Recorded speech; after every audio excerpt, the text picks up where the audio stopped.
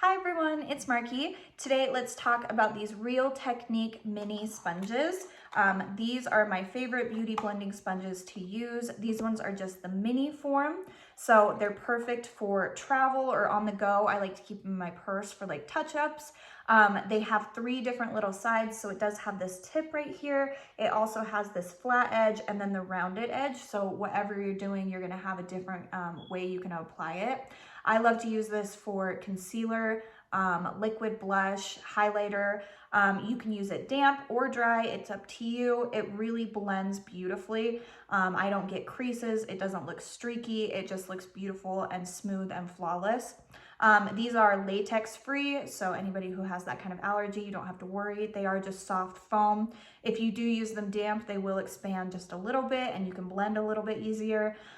These are just my absolute go-to. They last a really long time. They're super easy to clean, and I just love the mini size for on the go when I'm in a public place and I need to touch something up. I have it with me and it is just so handy to just keep in my bag.